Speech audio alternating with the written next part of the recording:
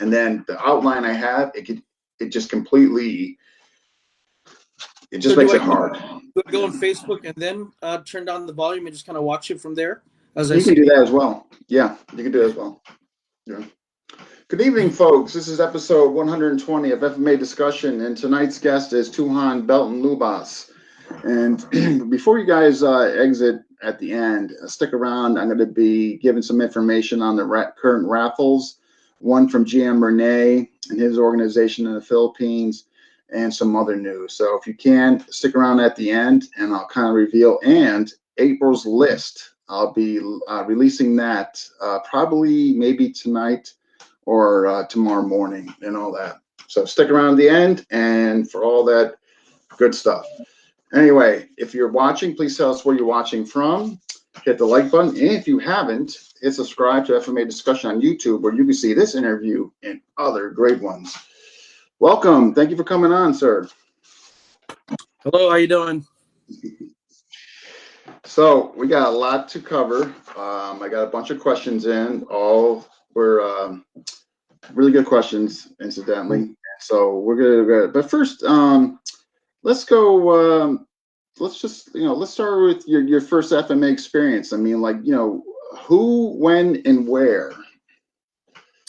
So if I was to trace it back, I left Guam in 1994. I was 18 years old, and I ended up in San Jose, California. So growing up in Guam, if you really want to go way back, we always had a bolo around the house. My grandfather was an FMA practitioner, and I guess the story was he fended off the property in Philippines with the fighting. But my dad never told me that we had that in our family. And for those of you who understand Filipino martial arts and the Philippines versus like what's out here in the Western culture, you don't want your kids getting hit and broken hands by the grandmasters. It's associated usually with a criminal element. It's stabbing. It's it's like whatever you want to call it, a dark art. So I get it, because I kind of got on my dad. I'm like, Dad, why in the hell did you not tell me that you knew Filipino martial arts? Oh, I wanted you to focus on school and not be that guy. Don't follow my footsteps. Okay, I wanted to follow your footsteps, Dad, but I would hear stories about my dad and his brothers and the fighting and whatnot. And, in the Philippines, and those, who are Filipinos, again, the fraternity system and some of these, the boys, the gangs and whatnot. So it is, it is what it is. And 18 years old, I grew up fighting in Guam in the mid 90s and early 90s. If you're from Guam, and those who don't know, you just fought, right? I don't remember not fighting or getting in a fight or seeing people fight, or your cousin fighting, or you walk out of the house and somebody's fighting you because it's your cousin, or your cousin's dating the cousin of another cousin and they're from that village, and you're just like, oh my God, dude, let's do this. It's like, hey, Belton, you literally got to turn around like, what? How you doing? Oh, okay, good. So I'm good. But I ended up in San Jose, California, and I wanted to keep busy. 18 years old. I ended up in Cali because my dad had a heart attack, and so he had surgery, and I had a scholarship because I did well in school, and I had a scholarship to go to the University of Guam, and it had a $665 stipend, blah blah blah, full ride. But I had to ditch that, and I ended up in San Jose. So I asked my sister, what's out there in the martial arts. I checked out like Kempo. I checked out some of the other systems out there, and my sister goes, try this one school. And he's the guy I met at church. I'm like, I don't want to go to a martial arts school that guy goes to church. So I went to the school because my sister knew the guy, and it was an MMA school. But back then it wasn't called MMA. It was called No Holds Bar. Mm-hmm. The gentleman was under Ernie Rages Sr. So if you guys know who Ernie Rages Sr. is, his classmate and the kid he grew up with was Ernie Rages Jr. So, Eric Karwowski was my first sensei or master, however you want to call it. We just call him sensei. But we trained everything. So from the weapons, the sticks, to the Chinese boxing, to trapping, to grappling. We did Brazilian Jiu-Jitsu. I mean, I was there for 2 years, even got my blue belt in 95. I did Muay Thai. And then we entered one of our classmates in UFC 6. So I have to repeat that again, UFC 6. Where are we at? Yeah, we're UFC. talking 97 or mid 90s. Yeah, mid 95. So we're in UFC 267. Yeah, so UFC 267. And I mean, back then we didn't wear gloves. I mean, so we fought to train for this guy to get to UFC. I mean, I would kick groin because that's the way it was. I mean, and there was no time limit, no weight class, and we just beat the Mm. each other. Or we go out after class and we find people to train with, if you know what I mean. So usually local bars, right? So that was the extent of exposure to martial arts and training. And then I tried to pick it back up in college. I went to Oregon State University. I trained at this one gym where Randy Couture was training out of before his first UFC appearance, and I just got busy with school. So fast forward, so 1994, 95, 96, I ended up here in 2005 in Washington to open up a gym because I was grand opening a local commercial a commercial gym in the downtown Bellevue, and met, within I think a year or two, I met somebody doing some Ali in the racquetball court of this one gym, and I'm like, dude, that's pretty freaking cool. What is that? He's like, are you Filipino? I was like, well, yeah, I was born and raised in Guam, but I'm full-blooded Visayan. And he goes, that's your art. And I was like, I have an art? I was so confused. Oh, no. I was like, what is that called? He goes, Philippine martial arts. I went, How old were you then? I was wait, hold on. So even though I did Filipino martial arts with Sensei Eric Karwaski, we did it as part of the curriculum. I didn't dive into it as deep. So it confused me. I guess you can say I didn't really see it as, okay, 95, 94, 95. So I was 18, 19. Fast forward 10 years, 2006, I was 29, 30. So at 29 to 30 is when he's telling you, no, this is your art. Yeah. And so that's when it just started pouring in. And well, I picked it up and like, oh yeah, I've done this before. It's like when you go to an MMA gym, because back then it was mixed martial arts, it was no holds bar. We did everything from hitting the makawara boards to grappling to weapon work. And, we did Sinawali, we did double stick, we did single stick. And so it wasn't called Filipino martial arts. It was, they didn't separate it. Gotcha. Okay. yeah. Okay. But I knew, here's the crazy part. I knew that because I knew he was under Ernie Rage's senior. But then, I don't know, 10 years go by and I just wasn't processing it. I have an art, so I was confused. Like, I have an art. And so it's like, yeah, so what are we learning? Inosanto blend, Bustillo, IMB stuff. I was like, oh, cool. So I just started training. That's what I wanted to do. And he goes, well, have you done other stuff too? I go, well, yeah, Muay Thai, Brazilian Jiu-Jitsu. And so I started those three main staples, Filipino martial arts, Muay Thai, Brazilian Jiu-Jitsu. Those were the three that I focused on. And, how I met Dr. Kelly was actually because we hosted Sigong Bastillo. And rest in peace. Yeah, God bless him. So he was one of the first grandmasters that I was exposed to. And the story goes, I brought a gal to experience this wonderful Filipino martial arts, and she just wasn't good. She was just kind of, fumbling with it. And then Sigong used to call me, hey, Visayan boy. That's what he called me. He said I was the enemy. He kept calling me the enemy because he goes, the Visayans and the Ilocanos, we fight. That is my. And so he joke around. He goes, hey, Visayan boy, go partner with that guy in the end. Don't partner with her. She's not good. And I went, Sigong, that's my friend. He's like, whatever, never mind, just go. So guess who my partner was?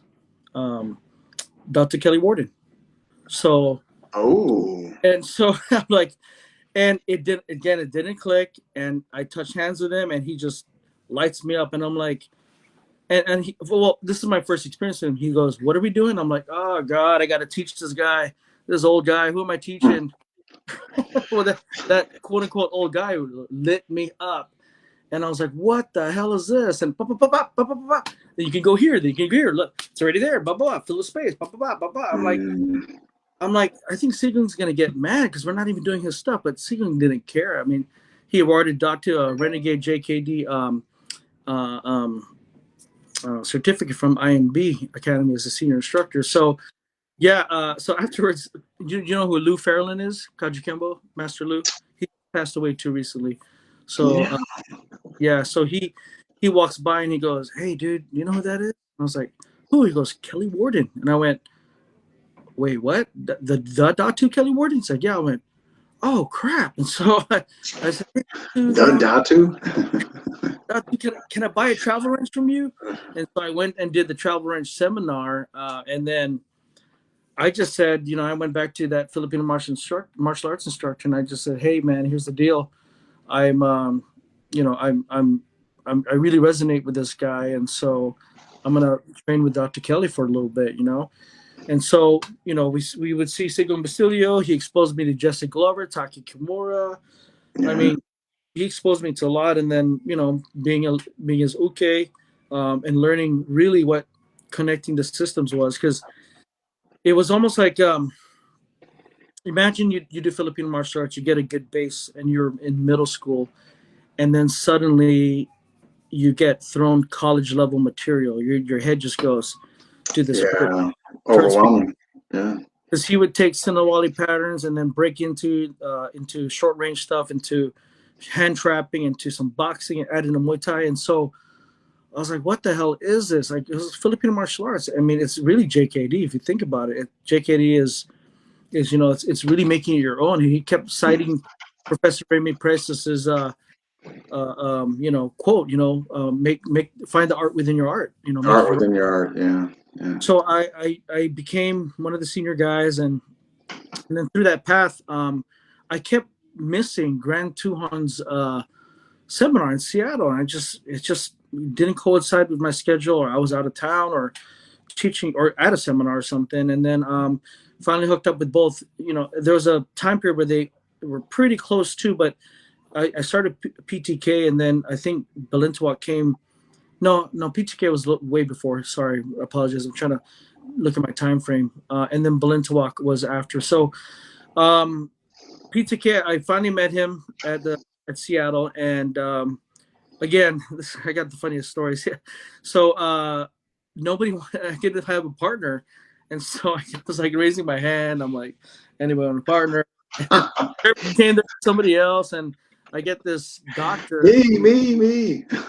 I get this doctor who's a army gal, and GT walks over, and she's Filipino. Goes, you guys Filipino? And I was like, here we go again. I'm either the enemy or I'm related or something. And sure enough, he's just like, oh, you Visayan? I'm from Negros, Where your family from? I said, oh, Iloilo. And so we just started kind of connecting. I just called my mom right away, and I'm like, Granton, boom, speak to my mom.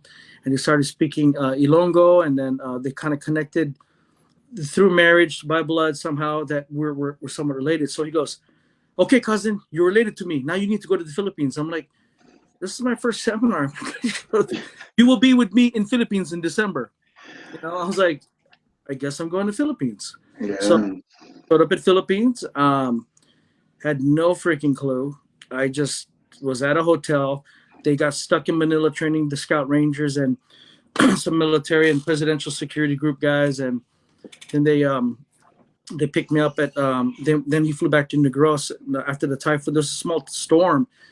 I went around town, and I got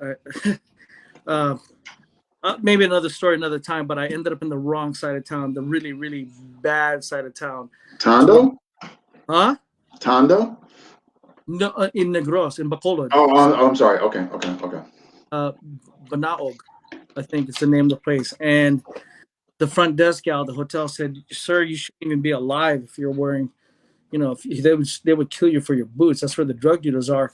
And I guess the prison is right there, and that's where they release, when they get out from the prison. And she looked me up and down, and I had, I have tattoos, and I'm sleeveless shirt, and I had my training pants, my combat pants, and I had combat boots on. And she goes, Never mind. They thought you're probably a hitman. Because I guess the guys, from what I understand, and maybe I'm wrong, if you get released from jail, there's guys who waited right outside of there if they were trying to get you because they just wanted to wait till you got out. So, Oh, I mean, but what a better place. I tell you what, I just about crapped my pants. I mean, I just pretended like I belonged there. I went to the nearest store, like, I'll have a Coke in a plastic bag, right? So just Yeah. Oh, like, yeah. how's it going? You know, but deep inside, I'm like, oh God, I'm gonna die. Oh God, I'm gonna Yeah. die. And Just then, just yeah, for the audience, I'm just curious, yeah, about what year was this? um, Just about. So. let me go, 2012, 13. Oh, okay. So no, okay, so not that long ago. Okay. Oh, yeah, yeah, I don't know. I have to think about that. So I have to backtrack to a seminar in Seattle. Probably could find it on Facebook, and I was then just curious. No biggie. yeah. Okay. So yeah, that's GT. And then every year I came back in December, and then finally he says, "Hey, you got to come to convention to meet the other guys, the other Tuhons, and Mhm. just to get to know everybody." But I really enjoyed those private lessons because it was 2-3 weeks worth of 16 hours a day of training, and you just had knowledge bomb dropped. I mean, we go out, we just find a location, we train. We go to the beach, train, and we hit Dumpak, Dumog, and then we go hike up the mountain and train. We go to this water, we train. You know, Scout Rangers would come by, we train, and Mm, go blade sparring, distance sparring. We'd, you know, it was just so, it was special because other guys would come through. You know, yeah.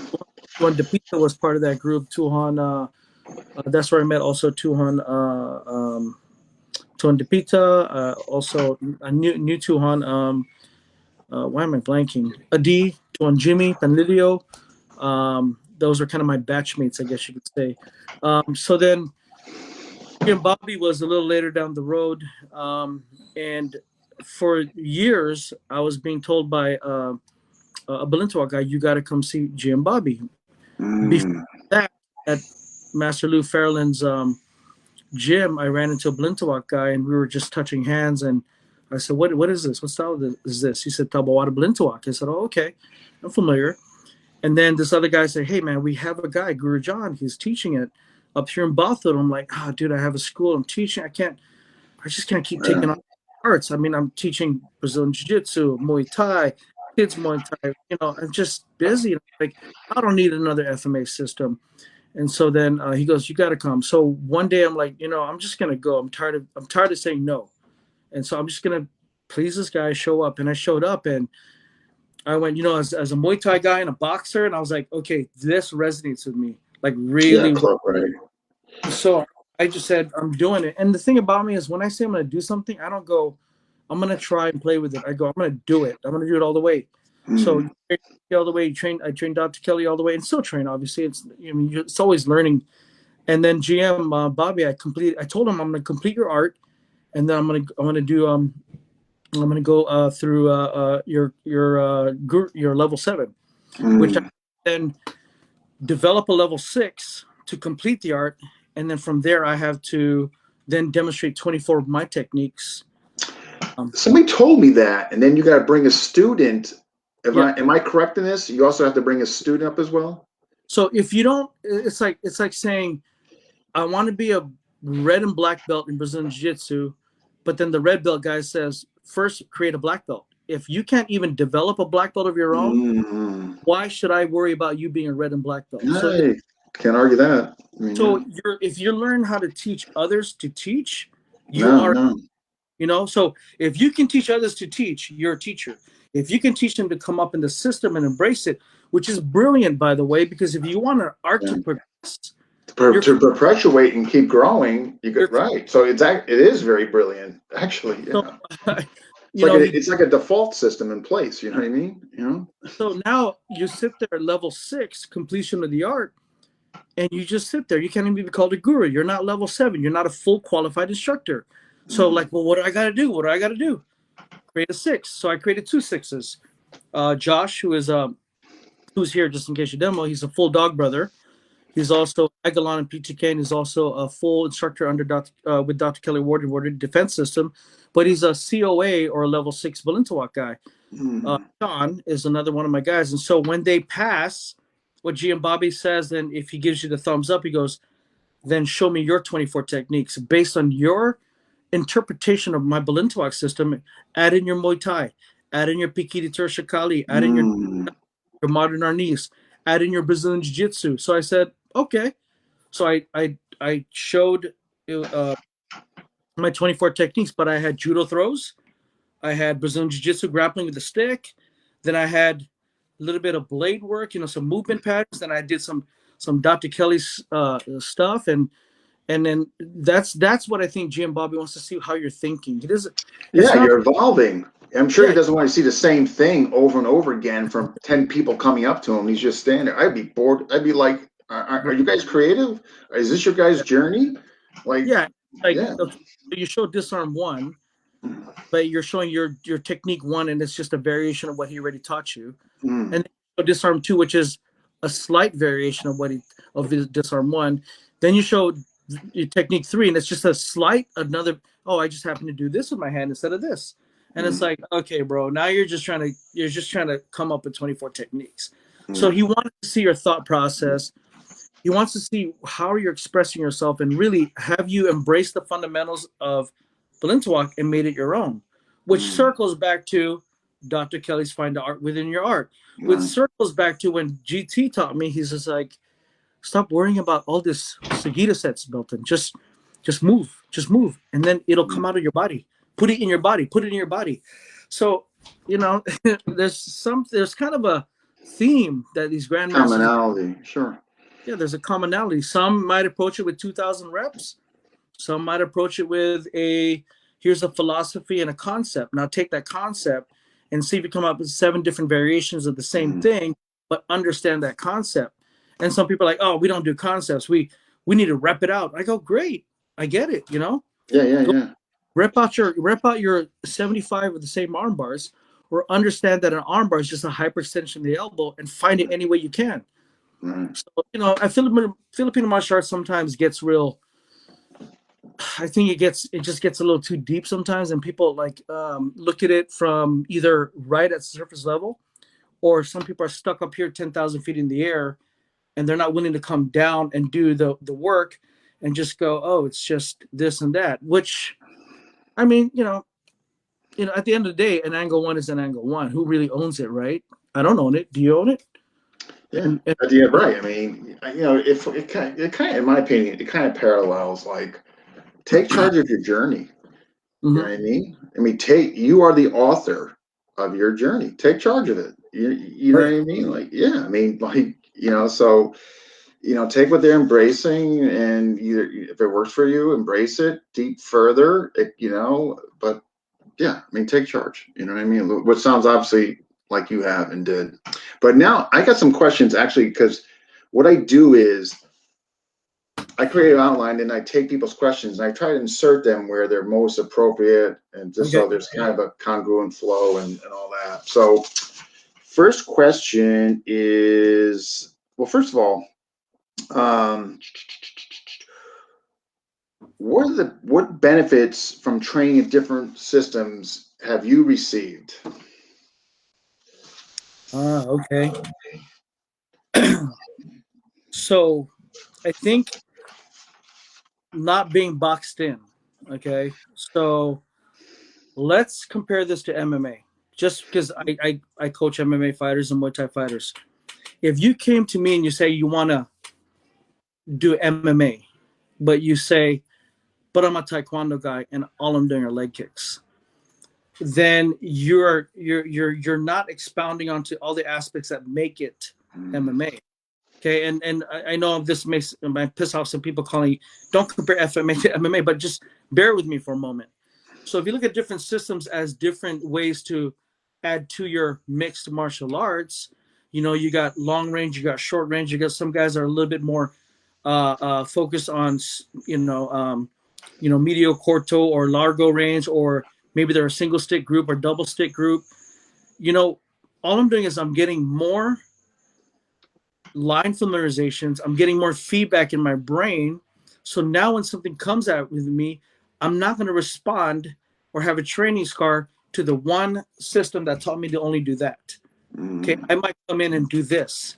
You know, if all you have is a double leg takedown and you don't know how to do a gauche, a throw, or a tomonagi, or a seinagi, then you're not opening up your options to throw the person.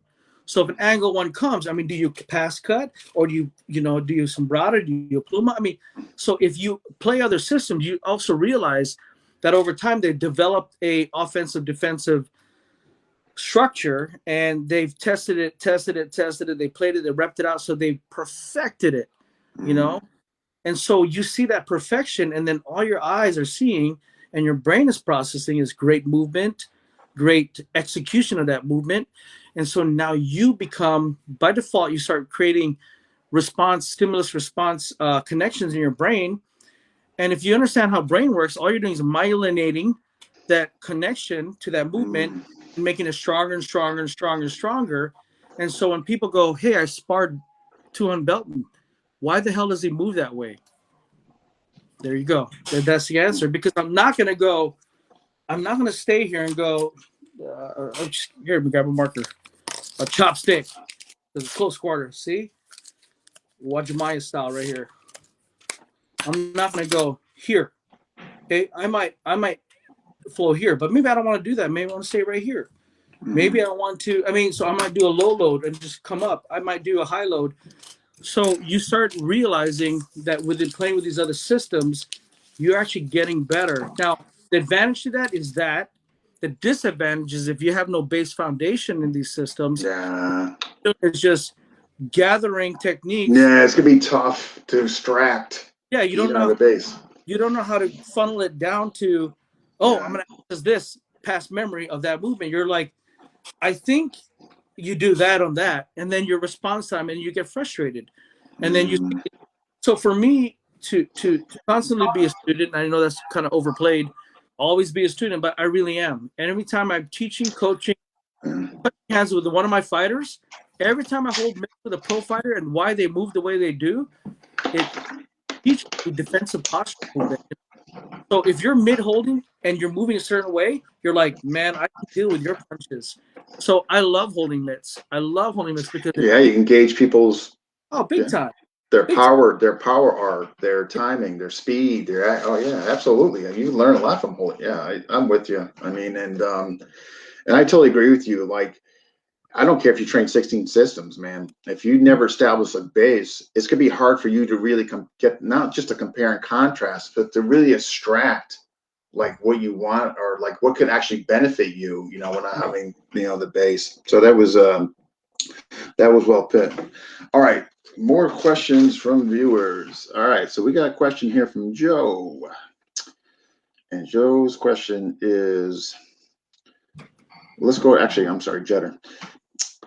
Can you pick one lesson or technique from each FMA system that you do? What would it be? Wow, that's a good question. Okay, one. Yeah, one like I guess it could be a tactic, technique, concept, but one thing from each system FMA system that you currently do. Okay, let's go. In what relation to, like, fighting, or just because I like? He didn't specify that, so I would make as generic as you want. But or maybe make it easier. The technique from each. Okay, I'm gonna combine two systems on one concept because they both said the same thing. And this, again, bear with me because you guys would be like, what? Grant Tuhon says there is no defense, just offense and counter offense. Okay. So think of that concept. Now hold on to that concept and let's jump over to the Balintawak side. Okay. In the Balintawak side, G Bobby says semi-hit. Hit them before they hit you. Okay, no. Okay, Can't so argue that. Bobby says hit them, then defend counter. Because people are like, oh, Balinsawak is so defensive. True. G and Bobby wants you to be very skilled in your reflexes and develop all these movement patterns and understand what he's trying to teach. So then when you are engaged, you go, boom, defend counter. Now that you got that down, I see you twitch, I hit you, and then I defend counter. So let's get out of FMA for a little bit, and let's go to boxing or combat sport. So you're here, and then you see them load, so whack, you hit them because you start reading. You know, people. It's a funny thing. People say, "Wow, at 45 years old, Belton, you're still fast." I go, "Dude, I'm not fast." They're like, "What?" I go, "I read you better." Timing. I read you. Read little nuances you're doing with your yeah. I mean, right. If I was new and you jabbed me, oh Lord, oh Yeah, God. yeah. No, And it's then funny. Like my students say, like, "Man, you're 55. How do you do it?" And I'm like, "It's timing." I'm like, "By all rights, you are physically a better specimen than me. You yeah, should be waxing the floor with me." and it gets back to that neuron, those looks, and those myelination, and connecting that. Now, Datu, let's go to Warden Defense System or Natural Spirit International. His mantra is connect the systems. Mm. So you're here, the punch comes. You might use a boxing parry, then you might come in with a Muay Thai elbow, disengage, and then come with a round kick, but come back in and do some Filipino panantukan, and then eye gouge to limb destruction to groin hit. So that if you get boxed into a system, Datu says, all these systems at any given time, if you train them enough, they'll come out because you've trained short range, long range. You train dealing with, an attack coming from here. You've dealt with attack from a jab, etc. So I think what I'm giving the answer to that question was more concepts rather than a technique. That's Because fine. Yeah, he didn't specify, so I thought that was great. Yeah, yeah. Hey man, I'm watching Facebook and I'm seeing some people hit faces. What are you guys angry about? Do we need to talk? I'm just kidding. No. But actually, you know what? Let me take a moment because I feel bad if I don't do this. Okay, what's It's up? like a OCD thing with me. If I don't say hello, it makes for a sleepless night. Hey, Paulo, Andres. Yes, Paulo, you were in fact first. Maestro Alvin, Eric, Dirty Sal. Oh my God, that's too funny. Dan, we got Tuhon Jack, we got Martin. Hey, brother, we got James from Connecticut, always here. Brian Rodriguez, hey. And we got June and Brooks and Frank. Hey, Frank, there's a modern East guy for you, Frank Shakowski. And Chad, brother Chad, man, that guy is just awesome. And we got Morgan and Martin, and their nice shirt, Sayhawk. This shirt's 20 years old, brother. I can't believe the stitching's still in place. Dan. Oh, I'm wearing somebody else. Vaughn, Felix, Andrew, Maria, Julius. My goodness. All right. Okay. All right. So let me just make sure, because I just want to make sure I'm not missing anybody's question. What? Okay. This will be interesting. God forbid, if you were confronted on the street, what do you think, just out of instinct and all that, what would you resort to, Muay Thai or FMA, for the system that you would, a go-to system for if you had to defend yourself? I know, huh? You guys are jerks. I know. You can't and you can't go against FMA. You got Oh man, tough okay. question. So, I wouldn't want it. that's a good question. I'll answer that because I've had confrontation. I would go with FMA. Yes. And why?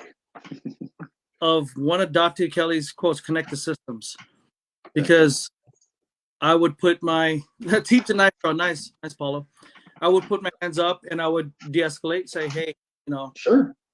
no, I don't know why, but actually I try to get out. I'll be honest with you guys. I Oh my don't know. God, it's not worth. You got school, you got a family. Are you kidding me? Yeah, that's But absolutely. if you take my hands and I do this whole any trouble, isn't this the same as that? So Bring but look, defense up. Absolutely. yeah, to the I think general, so. as people are with their cell phones nowadays, I look like I'm afraid. Yeah. I'm trying to calm down. I'm trying to get away, but my chin's tucked, my shoulders tucked, and I'm here. So yeah, I guess I'm doing Muay Thai, but I'm also doing FMA because I will slap you because I don't want to break my wrist. Have you guys ever punched a Makawara board? Nowadays, everybody trains with gloves. Have you punched a Makawara board back in the day? It doesn't feel, So if you hit something, you hit a forehead, it sucks. So there's your FMA. So I would be like, I don't want any trouble. I'm sorry. Maybe I bumped into you. I'm so sorry, sir. I Yeah. would de-escalate. But my hands are here. I would blade my stance, and then if it comes down to it, talk about semi-hitting. Bang! You move, and I'm back to the corner, and I can't get out. I'm gonna hit you first because you're trying to hit me. But I don't know. I don't think it's an FMA system. I think it's more of a concept. I'd probably thumb your eye and I think it's slap. fair. That's fair. Kick Yeah, you in the you answered the question. That's fair. Yeah. yeah. I'm sorry. That was Gustav's question. I'm sorry. Joe's question. Okay. All right. Next question, since we're on kind of the systems that you've done, and these questions kind of revolve around that. So, okay. Hi, this is from Joe. I went from PKAT to Blunt to Walk. And I had a hard time because I naturally wanted to range out. How can I actually, there's three parts to this question. First part, how can I get past this? Second part, how did you, and I'll get the other parts after that. So first part, how can I get past from not ranging out? And how did you, if you experienced that? It goes back to training multiple arts and being that guy. I don't mind staying in the striking range. So if I can box you, I'm in that range. But a lot of times people are comfortable with a 24, 26-inch reach. That's not my reach when I hold pads. That's not my reach when I do Muay Thai. So I was already comfortable. So it wouldn't be fair to say I would break away. But at the same time, when you're learning Balintawak and as you go through the progressions, when you hit a certain level, there is your shadow fighting form and there's your long range. People say Balintawak doesn't have long range. It does. When you disarm on your level 5 test, you got to do level 6. I'm sorry. You got to do your 10 power strikes, and so your 10 power strikes are all long range. They're headshots, whatever. Nico. So I mean, it's there. It's just that you just have to learn your basic 12 strikes, your basic power strikes, which is long range, because you full swing, and then you learn your grouping systems, which is in tight, but you're learning grouping systems that build up to. Then you go back into a little bit of long range as you do your disarm, your power strike. So for me, it wasn't an issue because I was used to cross training in other arts already. So I didn't get out, but the footwork also wasn't an issue because I box. But an example is somebody who's trained purely in PTK came to a Balintawak seminar of mine in Canada, in where's that at? Not Saskatoon, Calgary, right? Calgary. And a Tuhon came by, and as we were doing Balintawak moves, he started doing PTK footwork, and it was so. It goes back to again that word, the neural connection and body movement. His brain went all the way back down and funneled down to those basic movements that he's repped out thousands and thousands of times. So if you know anything about how the brain works, and you guys got to read some of the stuff, neurology books, and just understand how your brain works. If you put intent and focus on a movement pattern, you build stronger connections. Only way to replace that is to replace it with another movement pattern and build it just as strong, if that makes sense. Oh, yeah. Yeah. So that's that question. What's the last one? Okay, so you answered. So okay, now he's got 12. So How the third part of the question? How do you manage to keep the arts separate? So we have separate classes, and I made a promise to Grant Tuhon that I would teach PTK as PTK. Mm, And Baluntuak is just easy to teach it by itself because we follow curriculum. Again, another brilliant move by Jim Bobby is building this curriculum to where you're showing your different levels of where you're at. And so it's not hard to transition, and I think again it's just the nature of how I was brought up in martial arts. I yeah. mean, right now there's in about 14 minutes there's going to be adult Brazilian Jiu-Jitsu. So when I Okay. step Brazilian Jiu-Jitsu and we shake hands and we fist bump, I'm here. I'm fighting for grips. And Muay Thai I'm a little bit more upright. So I have to change my posture and my demeanor and my stance. So I'm already used to it, but I've been doing that. And if you guys don't do that enough, then you're not used to just changing movement. Mm, So if you can't, it's like any sport. You watch people play basketball and put them in another sport, and they move a certain way on that sport. So the only way to get better is to do both sports, and to get better at something, do that thing. You yeah. know. Right. No, absolutely. 100%. Okay. His fourth part of the question. Yep. Um, how different are Datu, Grand Tuan, and Jam Bobby? I'm going to assume he's meaning let's go with he didn't. I'm going to assume he's meaning maybe teaching style. I mean, if you want to tackle it from that angle. Um. Okay. So, uh, first of all, they're all funny. They're all The funny. Okay. Filipino martial arts, they love to kid around. Sometimes there's no filter, which makes it even funnier. So if you've had the luxury of sitting there in front of the wise ass remarks and the comments and the jokes, they're funny as hell, right?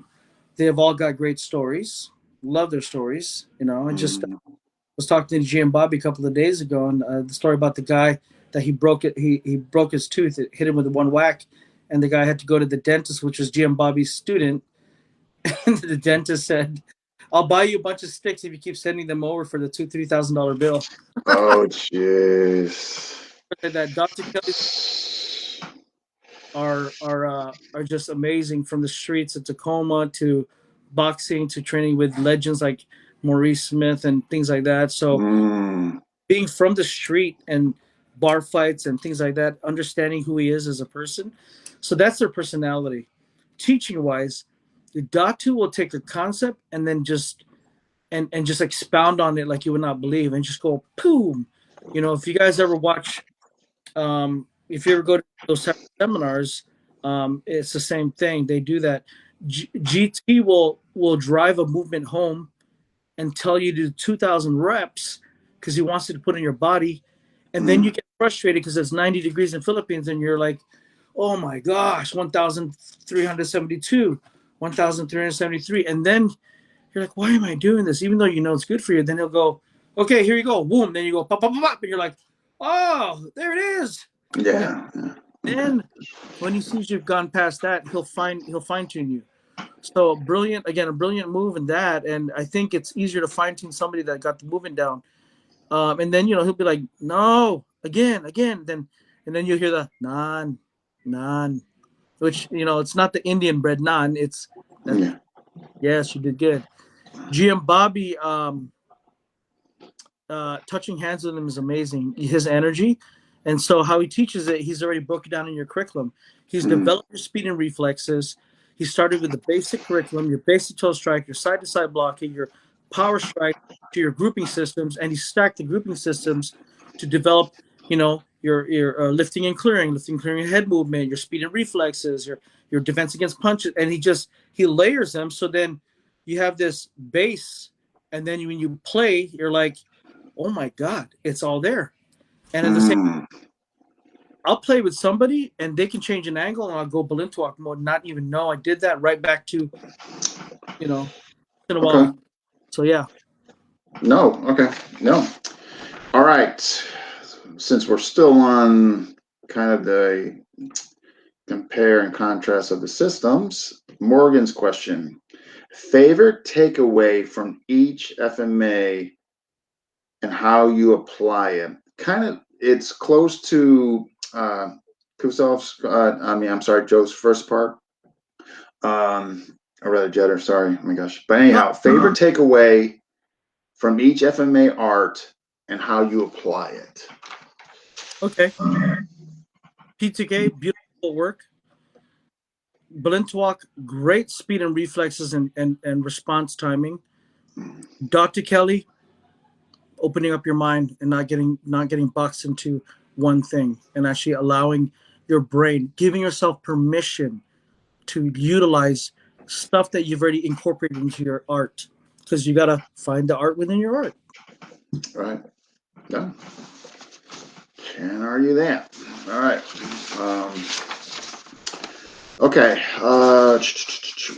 Just overall, something I kind of tell my students to is that, because I strongly believe that the student's journey is the most important equation, not the system, not the teacher, their journey, their experience.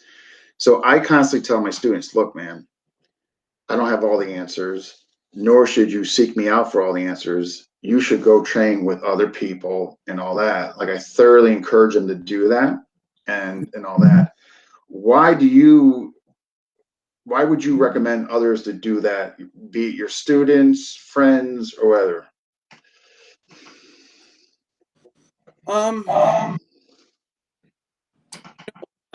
I don't pretend to know everything, and one thing I've said in class and said to people out there, and Josh can attest to it, is if I don't know something, I'm going to be completely honest with you and say I don't know it, but I will find the answer for you. If I can't find the answer for you, I will refer out. If I lose you as a student, that's on me.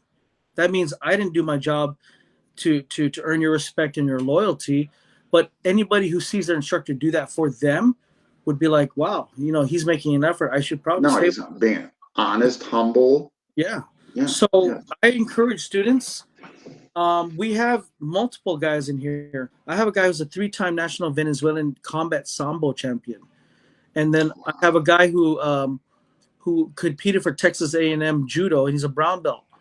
But I'm the head instructor for, I'm a brown belt Brazilian jiu-jitsu.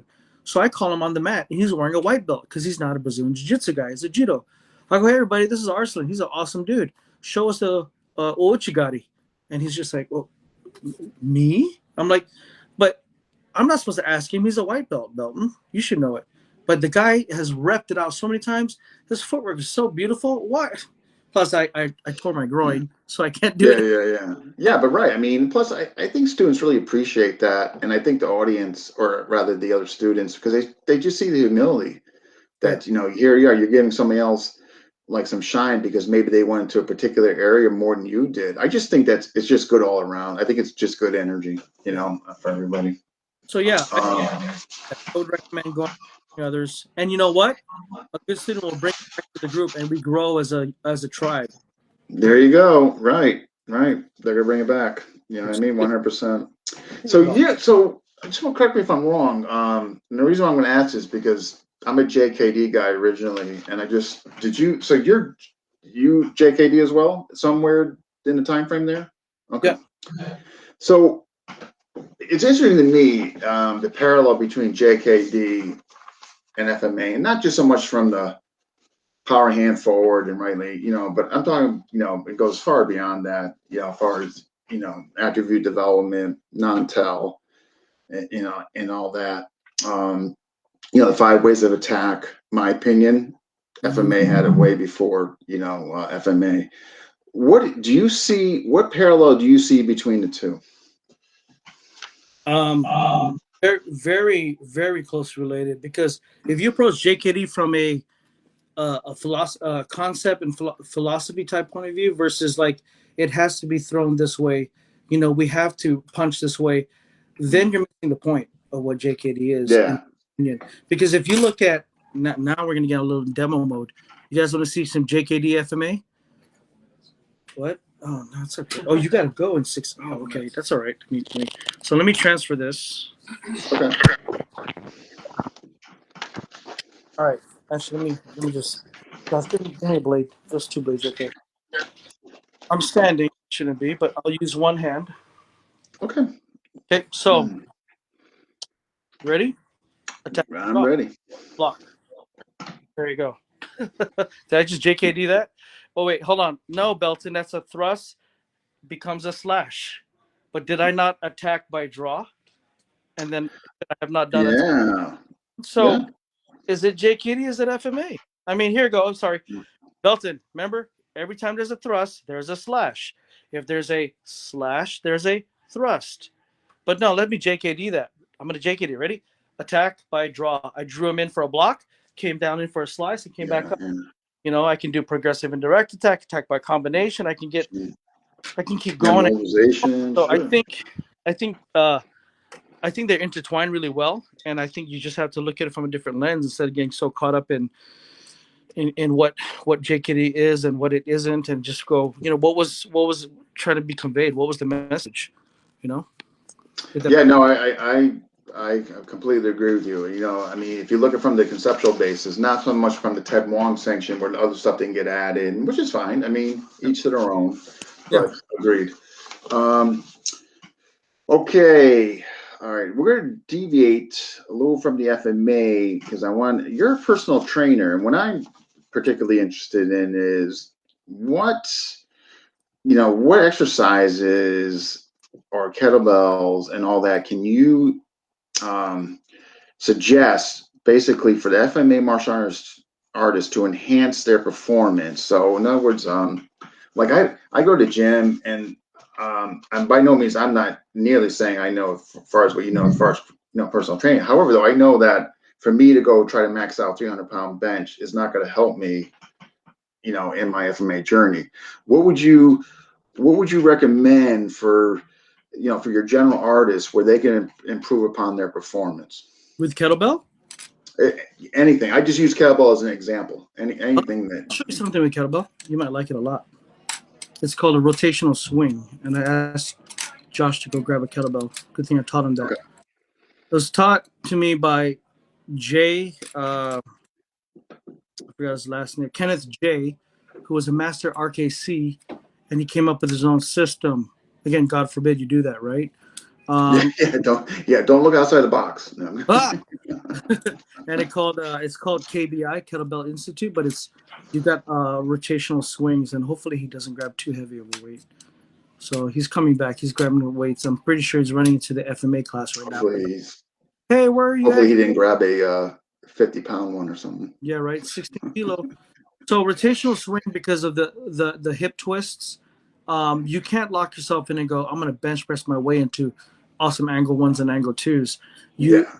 any of the exercises that take you outside the planes of motion rather than staying in one plane of motion will be beneficial to FMA. If you did a lateral 45-degree lunge, maybe a curtsy squat where you throw your leg back and you squat, or a curtsy lunge. Yeah, I like Any the lunges. Yeah. If you do a lunge with rotation as you come up, plyometrics, if you're trying to cut angles and do like when you stick fight and you cut a diamond pattern, a half diamond pattern angle, so explode, ice skaters for that. So a lot of body weight training rather than weight training. Yeah. No, good. I'm on the right track then because I can't move any amount of weight. So. And if you want to work your grip strength, and then farmer walk carries, because your hands after a while holding that stick, and Yeah, those I do that. Okay, good. Okay. farmer walks loaded, anything loaded, and also so farmer walk, loaded carries. And When as you say far as loaded carries, I'm sorry. What do you mean by that? Loaded carries? kettlebell here, you can load up here. You can do one high, one low. You can do suitcase carry, a rack position, or rack in a high position, just to Okay. put your shoulders into a lock position and keep them stable. So because you're doing a lot of this with your shoulders are a very mobile joint, but that also Mhm. has its negatives in that process. I think he got stopped by somebody. But a rotational swing is when you have the kettlebell loaded here and you throw it into a swing, but you go right between your legs, but you're in a 45-degree lunge pattern.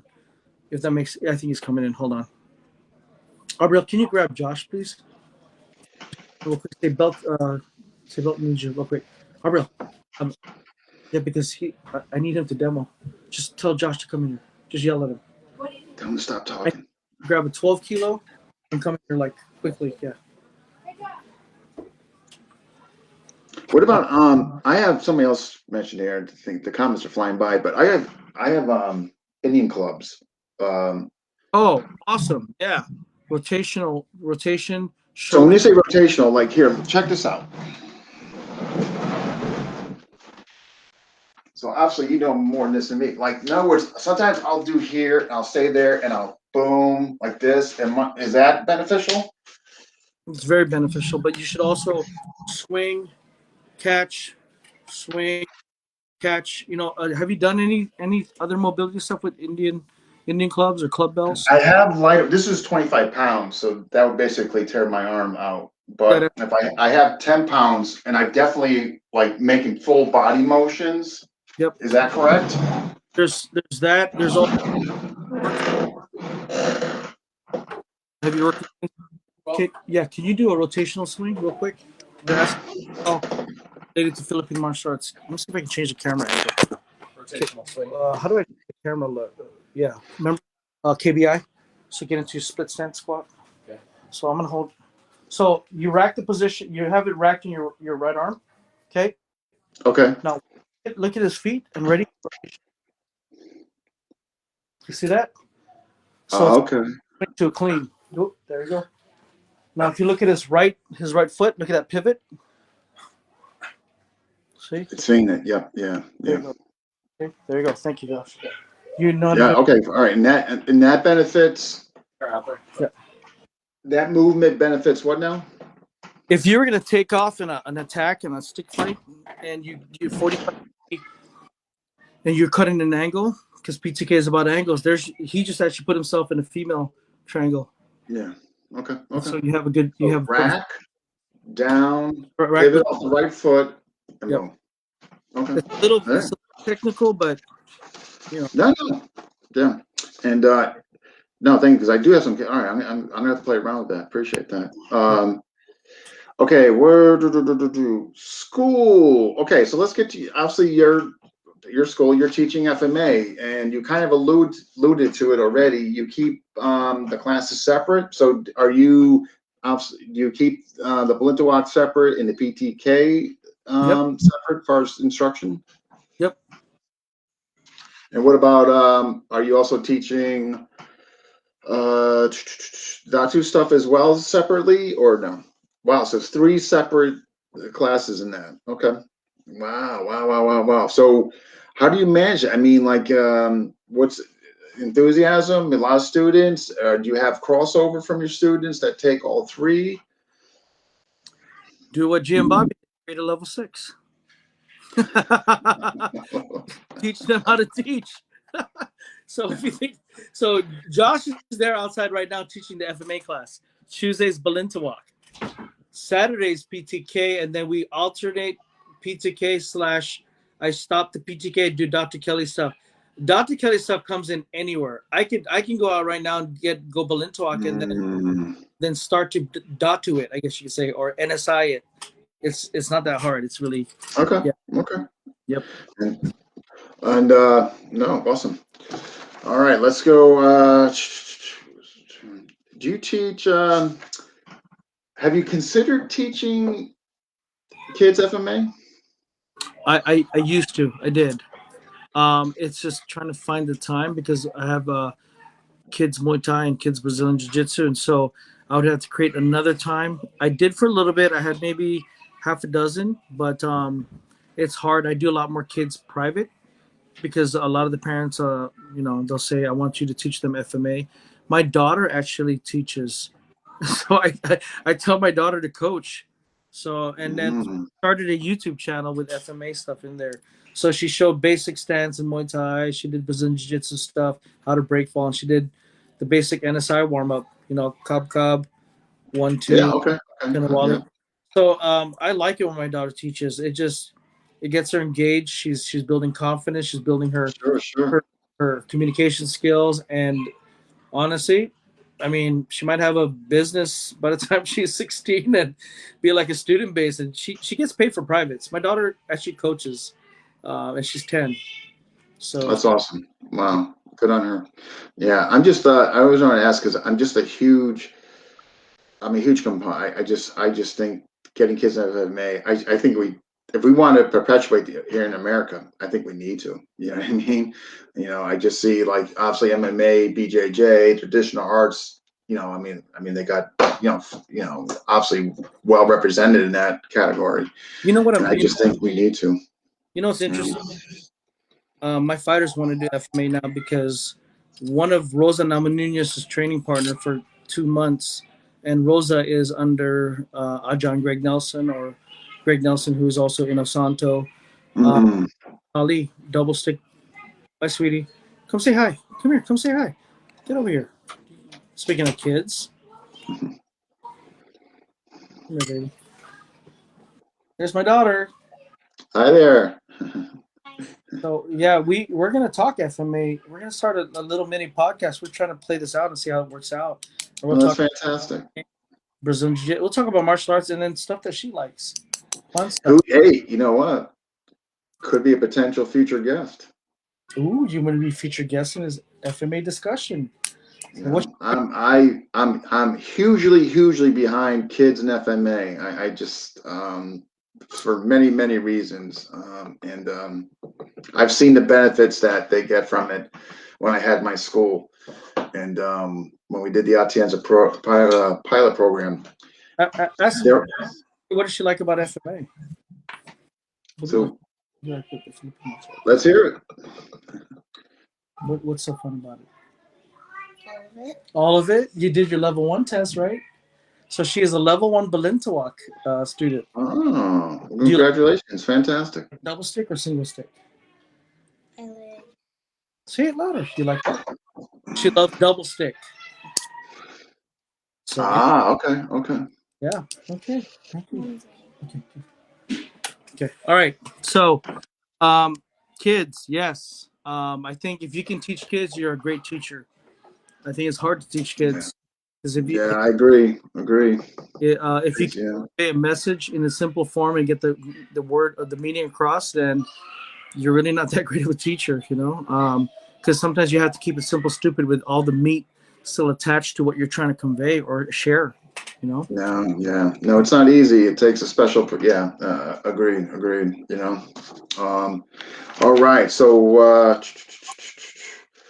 let's go. All right, sparring. We got Martin's question. So before Martin's question kind of parallels mine. They're pretty close, but let's just you know what? I can bridge it into with his questions. All right, what is your? Well, first of all, obviously you advocate sparring. I mean, that's but let's go. I guess. How do you? I guess my question is, before we get into Martin's questions, is how do you personally bridge the gap to students to start sparring? Like, what do you personally do to make them more comfortable? Maybe less anxiety. Maybe they're a little apprehensive. I mean, do you have like incremental stages and all that? What do you do? It's getting hot here. Plus, Paula keeps telling me to take off my shirt. No. So when you look at teaching martial arts, right? Let's say Muay Thai. If it's their first day, first week, first month, you're not gonna put them on under blast. I've got fighters, right?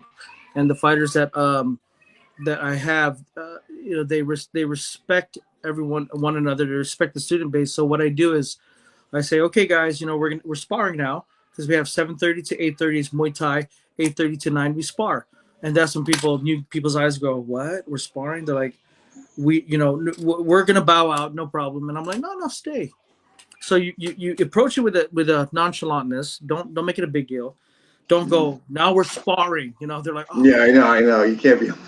Like, so those of you who are preparing for fight, you're gonna do this, and then those of you who are new, I just want you to work your jab cross. And any of my fighters, if you can tag them in the face, you win. And they're like, I get to hit people. So I need to inoculate them under stress to be, it's okay to punch the face. And so my fighters, I just give them the look. They're like, cool, I'm working my defense. I'm getting work in. Pop, pop, pop, pop, pop, pop, pop, pop. And then it's just, just 1 minute, guys. They're like, okay. And guess what they do? Especially the females.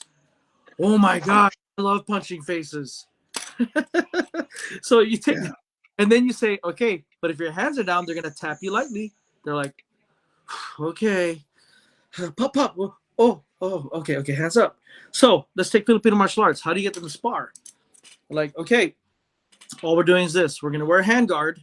Okay, your job is to try to catch my hand, and I'm just gonna Yeah. give Yeah. I mean, just okay. you gotta layer these. No, I 100%. You can't just throw them to the wolves in the beginning. I mean, unless you don't care about having students, I guess Yeah, you could. as you build their confidence up, as they get familiar with movement and going, but Mm. ding, oh, that wasn't too bad. But ding, Yeah, right. or the helmet, that little ringing. You're like, whoa, Yeah, yeah, yeah. yeah. I think it can be done. I just think people just don't Oh, it's definitely gonna be done. build it. Yeah, Yeah, yeah, 100%. You got to do in gradual increments. You got to make it in the beginning, make it kind of a playful yeah. element to it. Take away the stress, and then over time, you build and build, and then you bring the importance of stress inoculation. So, God forbid, on the street, if Mm-hmm. something happened, they got, you know, what I mean, so You yeah, know, 100%. guys approach it like they're picking up girls in a bar. Like, what's up, man? Can I buy you a drink? Can you go home with me? They just go up to the girl and be like, "How you doing?" You know, just like, "Wait, I I noticed you're here, but what do you think of this place? It's just easy, guys. Don't be like, Yeah, oh, yeah. What do you mean? You shouldn't just go up to her and just see if she wants to leave? What are you talking about? What, that doesn't work? like, dude, back up.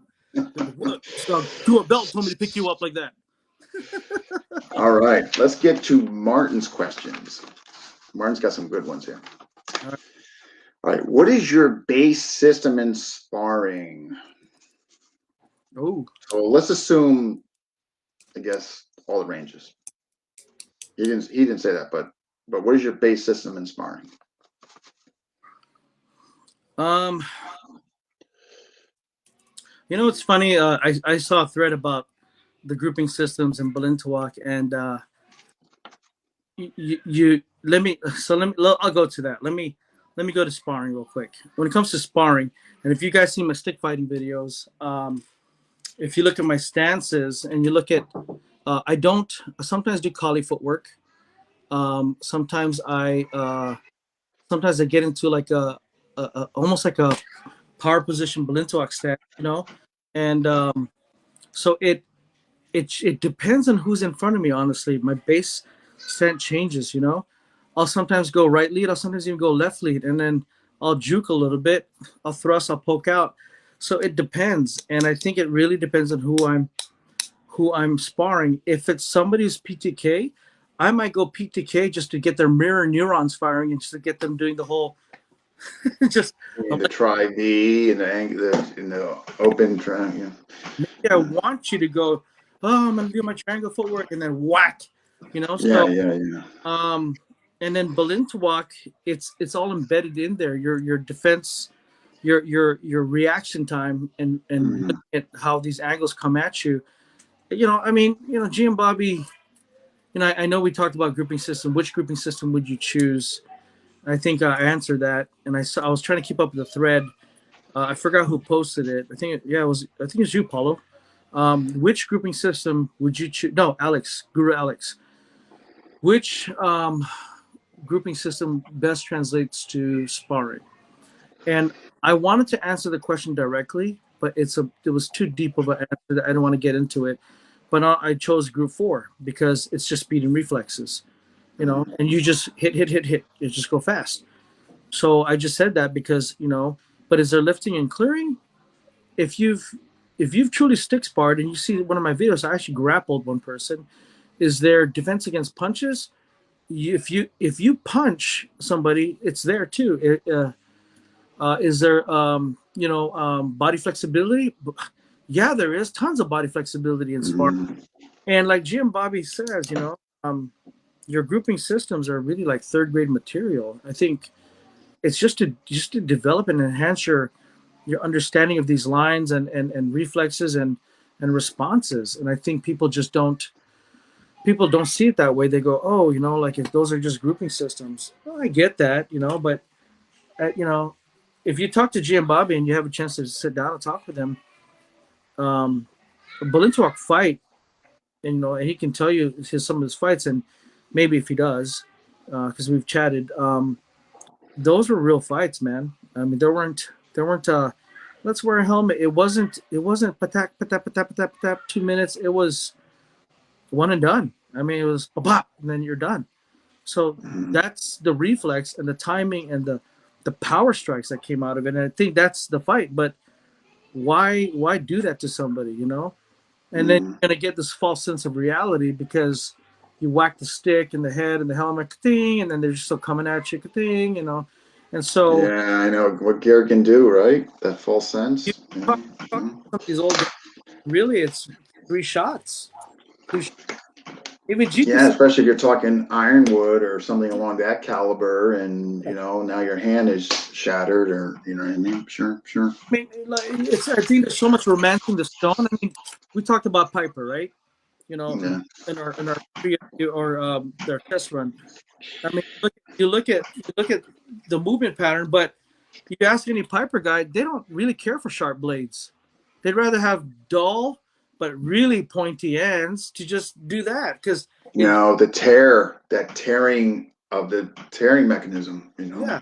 So Oh I think man. there's and there's training and just so why what base system? I think my base system is really all of them and looking at who's in front of me and then testing you out and just kind of poking you. Yeah, probing, see how you react. Yeah. Look at an MMA fight. Yeah, you can study your opponent, but like I told one guy, because we just had fights over the weekend. I had 10 fighters. I cornered 8 at my venue, the venue I was at, and they had 2 in Idaho and we had 1 in Montana. The one guy I had no film on. I knew he was under Maurice Smith's guy, Scotty is his name, and I just knew that they have a little bit more of a Dutch style. But what am I supposed to do? Game plan against a guy I've never. So I looked at him. I'm like, I got to figure this out in the first 10, 15, 30 seconds, which just Yeah. was a cornerman anyway. So then I go, okay. The guy comes out and he goes, permission to kick ass, Kriai. And I'm like, I kind of giggled. And I'm like, yeah, go for it, bro. Kick ass, right? He comes back and then he was running. He was getting hit and turning his back. And I go, dude, are you here to fight? Are you here to run? Go out there and fight the guy. So then he started fighting the guy. Then I went, go get him in the short range. Go get him in the short range. Click, Yeah. elbow, knee. And I was like, we won. But the first round, we definitely lost the first round. Like, lost it bad. But we won the second and third round because I figured out the guy. That's the same thing, man. I'll go out there stick spar you, but I'm not going to come in full heat, But Yeah, right. You're gonna be sending some yeah. probes out there. How you react, overreact on, yeah, you're gonna probe, right? But if I see you kind of acting a certain way, I'll do what GT says. Harass him. Harass. No, hand harassment. Yeah. Hand harassment. Yeah. You want to find, yeah, I'm with you. Okay, Yeah. maybe. All right, he's got a couple parts to this question. Oh, God. Do you favor one? Oh, I'm just want to make sure. Do you favor one or the other range in particular? Is there particular range that you favor one or the other over one another? No, man, I love him. Love them all. Okay. You're talking to a grappler. You're talking to Yeah. So you're not right. I got you. me. I love them all. I got you. All right. And he's got favorite technique in each range in sparring.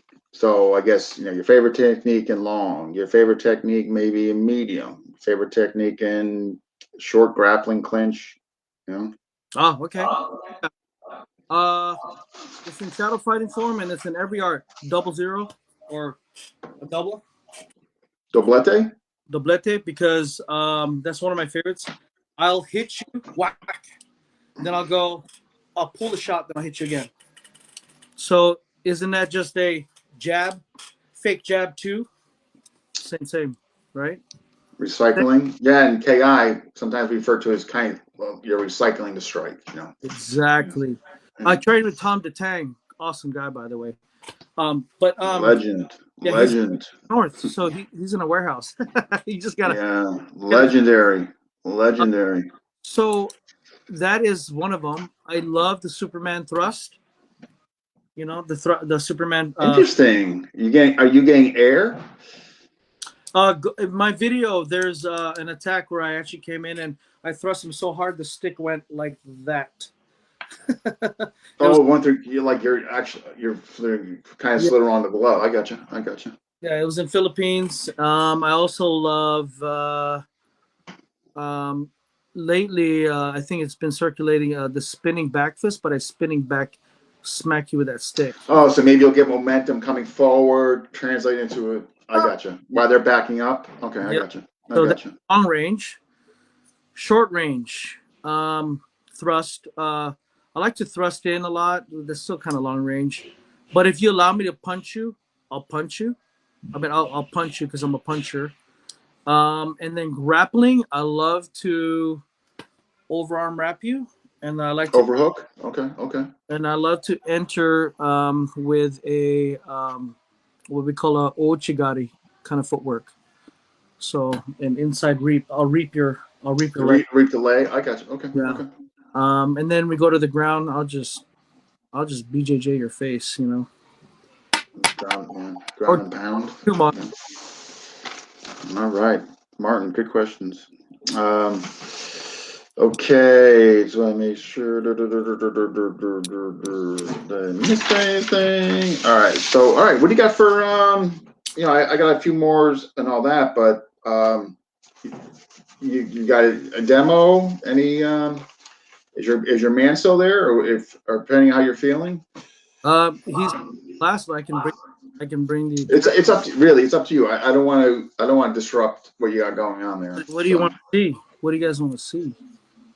well, a bunch of guys have been kind of mentioning your Balintawak test, seven, all that. So maybe show some Balintawak based on the comments I'm seeing here. I guess. All right, let me see. Hey, how do I turn the camera facing other way? Right. You want like landscape? No, because I'm. This is the front side of my phone. How do I? You're gonna have to depending on. All right, I'm trying to think about this. You're gonna have to just hit the depending on what you have for a phone. iPhone.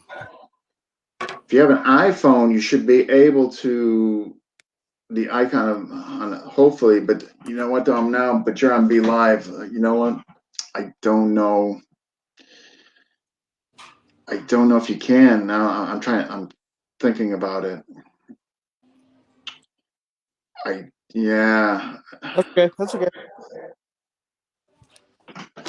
Let's play.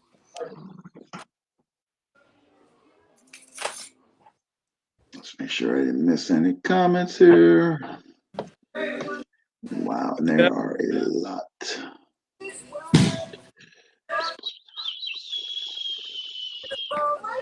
Wow, big school.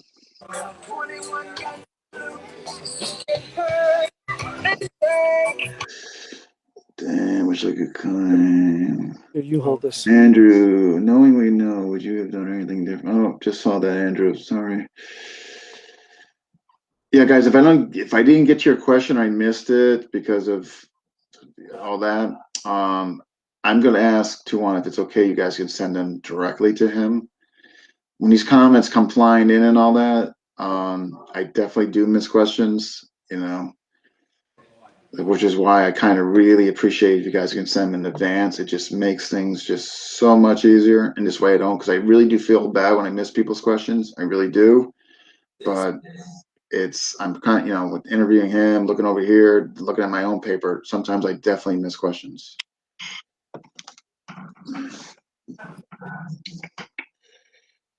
Have him tell the details. Okay, after his demo, I will do such.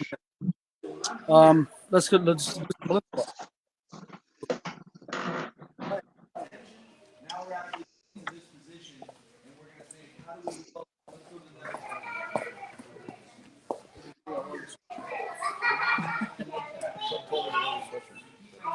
Okay, so we're just gonna play a little bit, okay?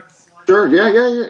Whatever you want to show. Sure. I've really done it standing up in a while, so I'm gonna. Yeah, and it doesn't have to be long. Yeah, don't. I mean, I don't injure yourself. Yeah.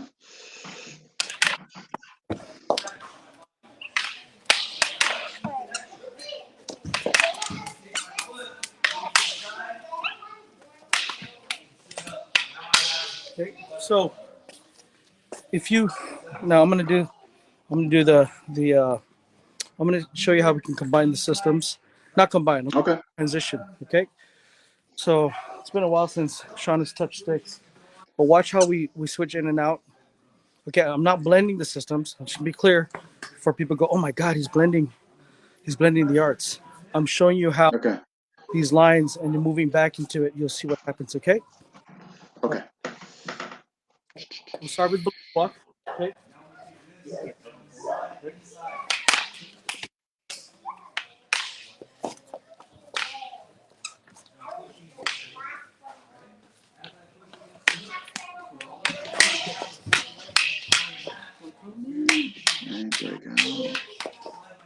So this is an NSI.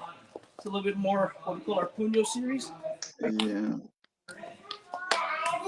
Move it. So sorry.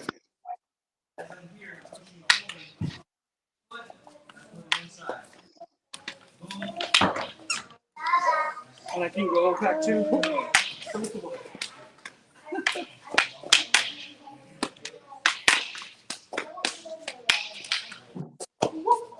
There you go. Sweet. 3 different systems all at once. I just floated. Nice.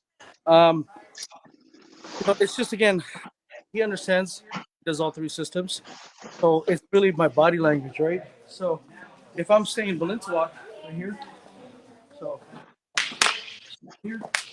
But if I want to go long range and he goes, wait a minute, that's a 5 in Balenciaga, so 5.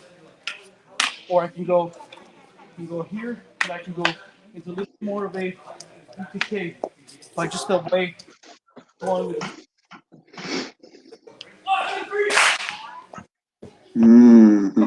short range. Now I'm a little bit more in the Puño series in Dr. Kelly Ward. Gotcha. I can go back to Blaine's walk by. So he went back to Dr. Kelly's, which is fine.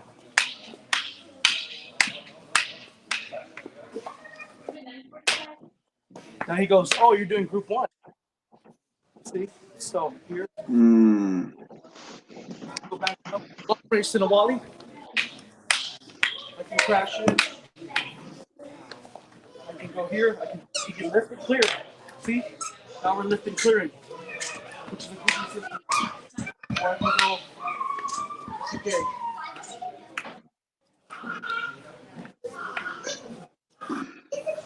Okay, so a little fun. No, awesome. You can do that with knife too if you want.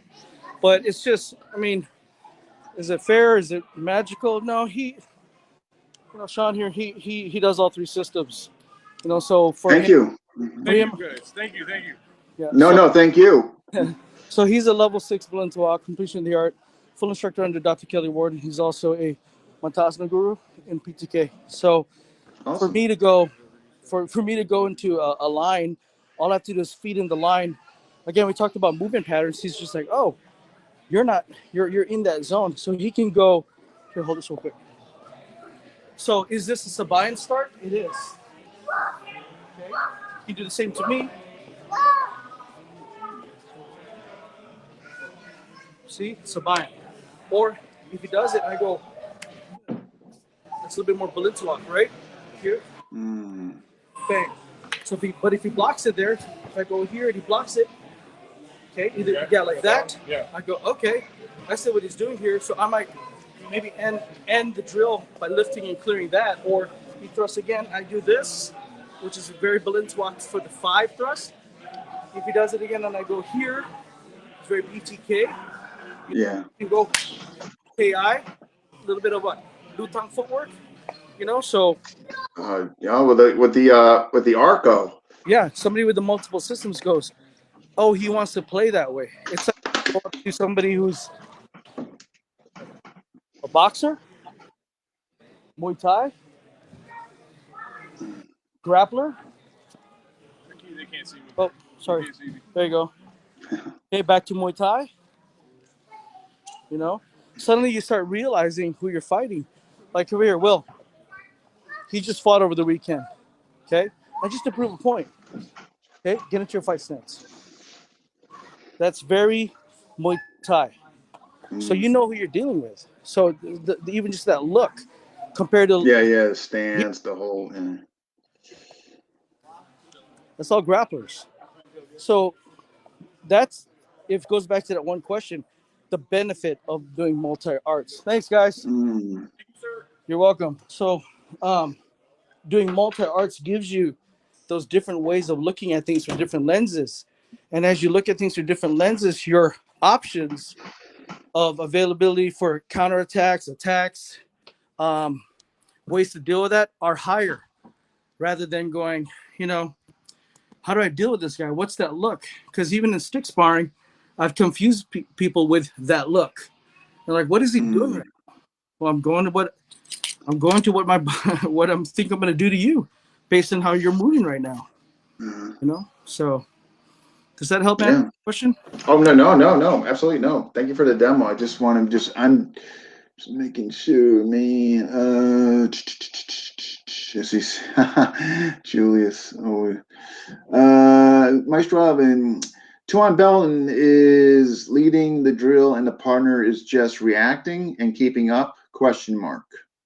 Yeah, but he can steal the feed. I don't know if he can. I mean, he could change it up, right? I mean, yeah. You know? Yeah, he can Yeah. take the feed from me. Yeah, he can break the momentum, break the rhythm, and change it up. Right. Let's see Okay. here. Okay. Hey, All right. It's what okay, hold on. Okay. Hey, hold on. Well, let me show you real quick. Sean, Okay. don't go fast because I'm really feeling it in my groin. I'm not worried about it. Okay. I want The details of level 7 test. So he's gonna feed me. Okay. Watch carefully and you'll see how I steal the feed. I'll let him play a little bit, like 1, 12, 3, 6, whatever, right?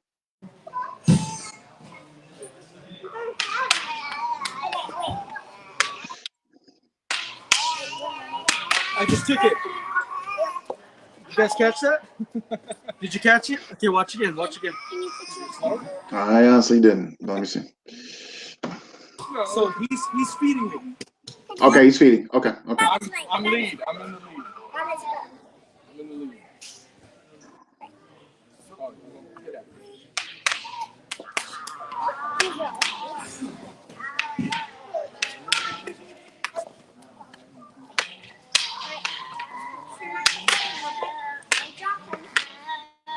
So I took it. Okay, I saw that time. Okay. Okay. Does that help answer that question? Oh yeah. I think so. Yeah, pretty much. All right. Last before we kind of conclude, Paulo is wants to know or tell the details of your level 7 test. Tell you details. Or quick details. Or shining moments. Or Yeah, I'll give you some. So I was ready for my level 7. The year 1 year prior to that. Actually, I think even before that, because you do multiple systems, it was a little easier to come up with 24 techniques. I got done with my 24 techniques in, I mean, I don't know if even Jim Bobby knows I did this in so many months. And when that was done, Guru John was like, hey, I know you know other systems, but I really want you to take the time and really absorb it. And Guru John goes, because I know you can come up with stuff. You can come up with different variations of this and that, but really understand your full qualified instructor techniques and what Jim Bobby's asking. Also, don't just say, oh, that's easy. I can come up with the disarm. I come up with that disarm. I can come up with this and that. He said, think about the counters to that. Really think about what makes you you. I was like, okay, I get it. So I said, let's postpone it. I don't have to test. And I was okay with that. I really was. And then GM Bobby goes, hey, he comes in, he goes, I want you to do it next year on my birthday. And that was a big deal because the Eagles Nest of Blinterwalk showed up. We had Sambuot, Nina Gabukayan, Nickel Stick, Nick Elazar. We had other guys there too. We had what? Oh my gosh, I'm blanking.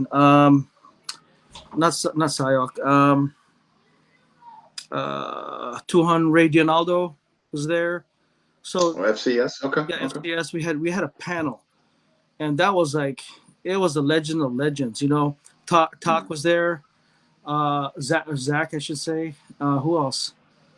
We also had Eugene, who also represented. I'm blanking, guys. Sorry, I'm really bad with names. So anyway, there was a ton of people there, and I also was with, Guru Brian Sloyer. Some of the other guys that were there were high level practitioners, if not BJJ black belts or brown belts. Guru Brian was a stunt man, and just fast. You can find him in a lot of films, and his work. And so, I mean, it started at 7 or 8 a.m. and I think I got done at 4 or 5 p.m. Wow. And when you go through the group 1 or level 1, level 2, level 3, 4, 5, 6, and then the sevens had to come up, I had to show my technique slowly. Then I had to demonstrate it at full speed and pull it, demonstrate under the watchable eye of GM Bobby going, okay, next one. Or if he does more of a, the look, and that will not work, so it's stressful because it wasn't just him watching. You're also representing. Yeah. We're talking nickel stick. You're under the radar, man. Sambuat. I mean, all these guys were watching. They're like, Yeah. they're really seeing what you got, and this is GM Bobby's guy. So it was pretty cool. I demonstrated all 24, and I think what Paul's trying to allude to is I truly combined the systems. I came in one entry, up. I grabbed the guy, threw him. I did a gauche hip throw, got on top, armbarred. I did one where I spun on and did a triangle. Then I went PTK-ish on somebody. Then I went Dr. Kelly stuff. I did a punch 1-2 entry, but using Dr. Kelly's entry and his disarms of the modern Arnis, very tappy, Professor Remy kind of style. And I switched hands. I mean, it was just, you guys, it's on YouTube. My whole test is on YouTube. All right, well, that's good. Yes, people that want to, they can. No, okay. Because I'm going to get to your social media site. So yeah, it was good. Yeah. But I got some. I'm just making sure I'm not missing questions. Guru Alex goes, tell them about your grenade technique. So GM Bobby is a humorous guy, and in the end, my 24 technique was where we were up. I disarmed him. He disarmed my stick. We pulled out knives and we went Balintuak knife. But wait, hold on. Balintuak doesn't have knife, right? But that's why we did. And then I disarmed him. He disarmed me. And so then I pulled out a firearm and I went bop. And so I shoot him. Wait, no. Yeah, I think I shot him. And then I did this to Gia Bobby. I pulled out this fake grenade and I threw it at Gia Bobby. And then John, my partner, just runs on top of this invisible grenade and goes poof. And Gia Bobby was just like, but Filipinos, man, I wanted them to laugh in the end because it's such a serious test, and it was. Yeah, fun. and at the end, man, you were just like, Paulo, Paulo just posted it, the YouTube. It was okay. Great. So people on here can check it out. Okay. Oh, that's good. And Paulo's asking, Dean, do the Seocs break in on the number 3 like the FCS Puño Mano? All I can tell you, it's been 20 years since I was in SEOC, or 18, something like that. All I can tell you is, I'm assuming in the number 3 slash, the whole thing was to hollow out and bring the pairing hand down. Sometimes you would corkscrew it in, depending on, I hope that answers, I hope, if that's what you meant. If not, please message me and I can hopefully, if that's not what you were describing your question. All right, so let's okay. Okay, future. Where to close up? This has been absolutely wonderful. I mean, the comments alone speak to that. Future goals for you in the school. I because of COVID and 2020, I went to Thailand to train. I opened up a gym in January. I went to Thailand in February and I had to close it down. I opened up a 5,000 square foot facility with a ring and heavy bag, Uh, and in 1 month had to close. So we're recuperating. Um, maybe that video was evidence of who's out there in the mats, and maybe that wasn't very smart of me because they're all masked. But I mean, yeah, but everybody here will at obviously not do or say anything. So, this point, it's like I want to build, and I think, and I have to be very, I'm gonna have to be very choice with my words here. I think other school owners who were observing, I guess you can say, the mhm. mandate and really do not want to, put themselves in by they have opened up more doors for others that maybe are just wanting to train. And I'm just going to say that very blanket statement. So it's been a blessing to be able to have a space where the kids can you heard when I was out there, kids were laughing and moving around. Yeah. But when you have a student who's 19 years old and his younger 16-year-old brother killed himself, when you've got 12-year-olds talking about suicide, you've got people who just aren't. Yeah, man, just heartbreaking. You, Heartbreaking. It's just like the parallel of what you're saying. yeah, It's like we talk about the politics and all that, but you know what doesn't fit the narrative and what really aggravates me is like, what about the kids today that are really going through mental health issues because of what's going on, but it doesn't fit the narrative, We're going to talk about what Trump did 3 years ago or whatever. That just really, yeah, man, so yeah, but so my kids, yeah, my kids hold mitts. My kids throw each other. My kids grapple and choke each other out. They're not 10 feet apart doing jumping jacks for an hour. That's the mm, way it works in martial arts. And I'm sorry, this part I will say, if that's how was that what you think martial arts is, then you can form your own martial arts system. But I'm sticking to what I know, and it's being yeah, it's being involved with each other. It's interacting. It's personable. When I coach you, I'm gonna hold pads for you. I'm not gonna go, all right, just punch the air and jab, cross, hook, and round kick. And I'll make mm, flack for this, but I don't really care. That's your gym. This is my gym. Go mind your own damn business. I've been called on. I've been people ratted on me, but I honestly just mind your own damn business. terrible, man. Just hear some of the stuff going on. I just, man, I couldn't imagine getting on I don't know. Yeah. Yeah, that's just when you hear stuff like that I go somebody turned you in. start. I'm gonna keep developing more sixes.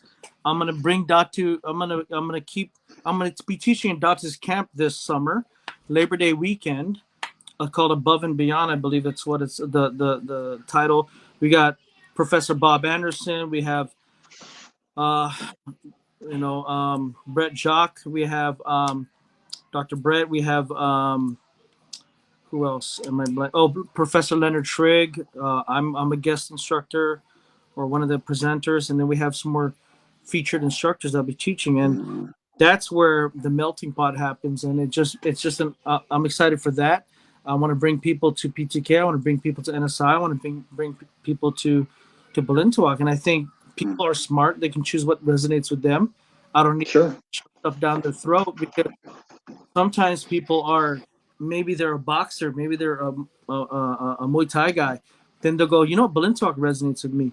Some people want to have a JKD mindset into FMA, so they might go to Dr. Kelly. They might, and you know what? I provide all of those. Some people want the bladed art and they want the cultural and they want PTK because of the great work that Grant Tuhon did to spread it around the world, and that's what they know. Mm, And so you know what? You'll get PTK. We'll talk about footwork. We'll talk about the philosophy of PTK, you know, and what you believe in, and you believe in life, not death, you know, health and not sickness, and wealth and success versus, you know, failure. So I will preach all of that because that's what I swore to do. I mean, what you do with that, you know, that's on your integrity, and whether or not you want to blend it, do this and that, or create your own Belton Kali. But I'm just Belton, man. I that's why people laugh at my name. They call me Guru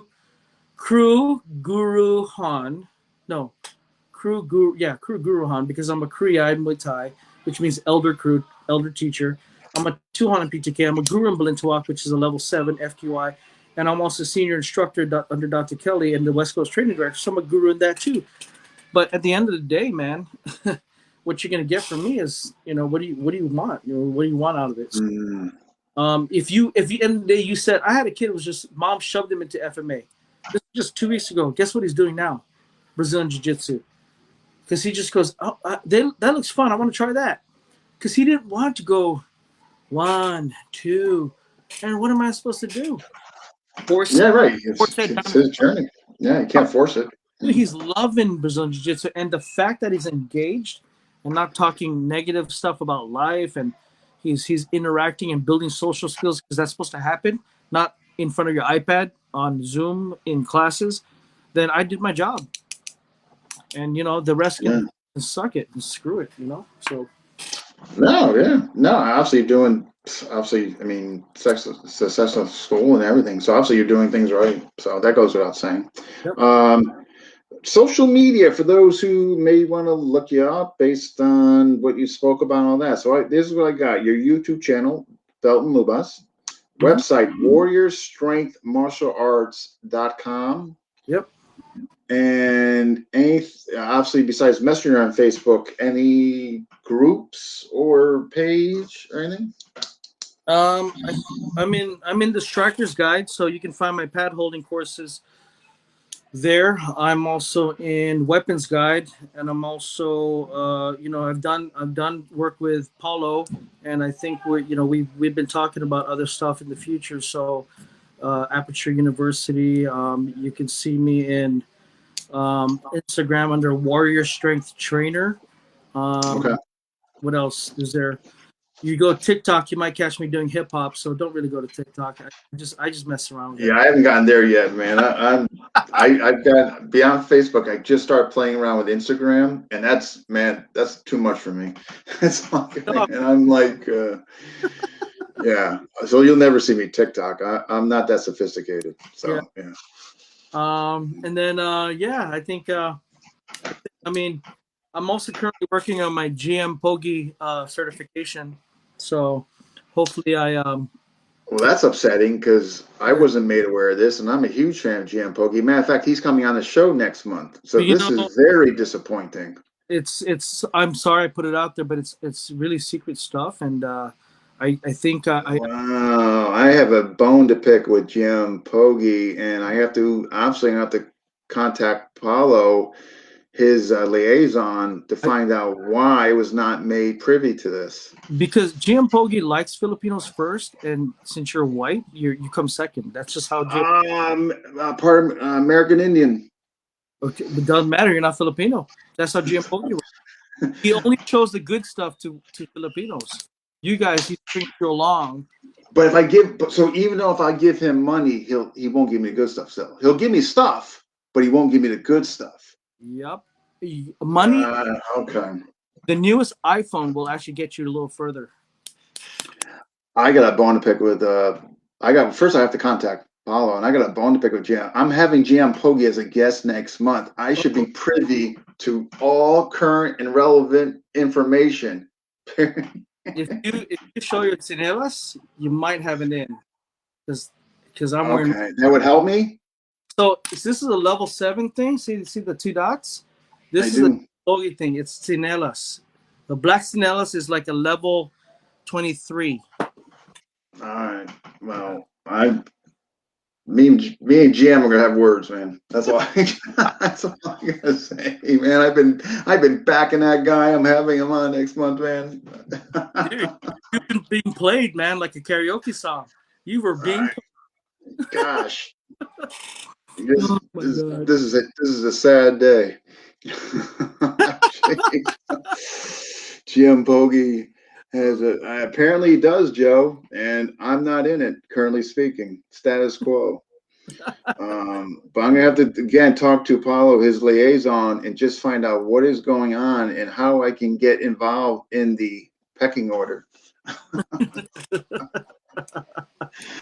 Well, I appreciate you coming on. This has been absolutely wonderful. So what I do is I download this, put it on YouTube. Oh, and thank you so much for signing up for the channel. I appreciate that. I really do.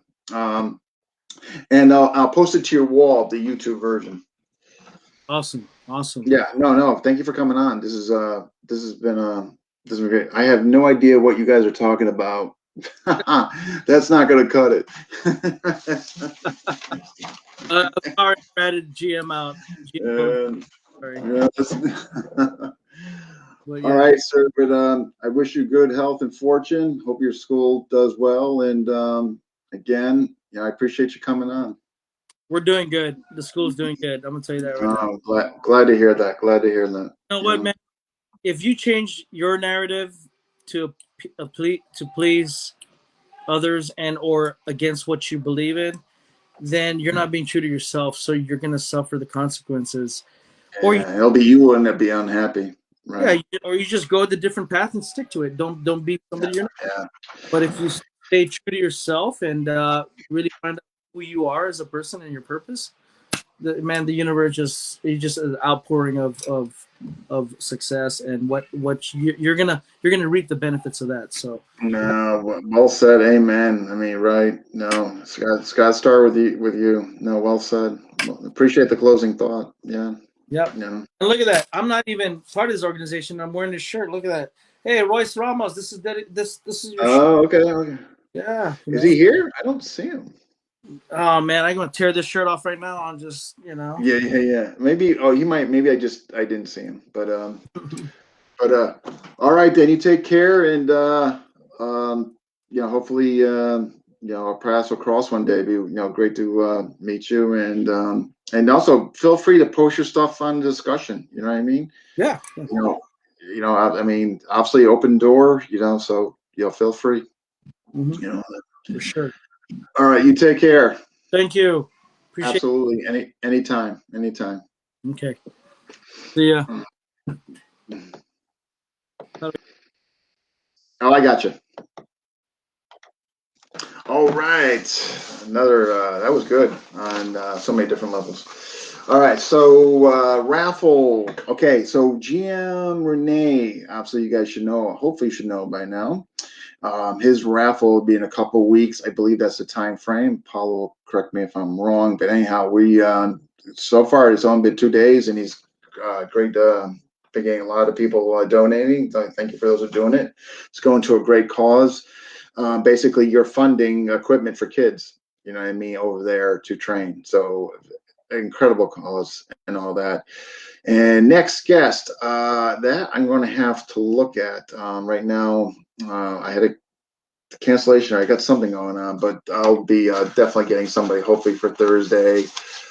Julius has got, I believe, a test run Friday with a group in the Philippines, if I'm not mistaken, the EGROTs. But I have to confirm that with him, which that would be really good.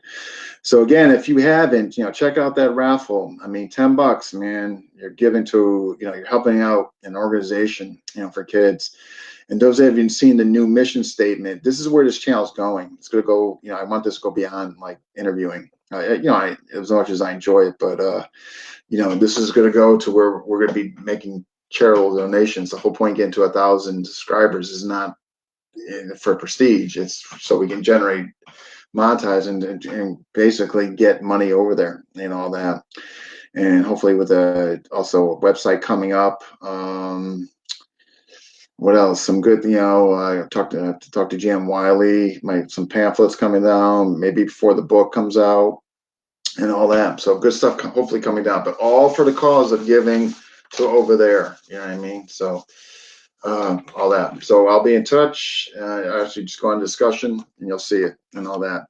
But thank you for all who commented, submitted questions and all that. And meantime, I will see you hopefully, yes, Thursday, if not Sunday or Tuesday. All right, I'll take care and good night.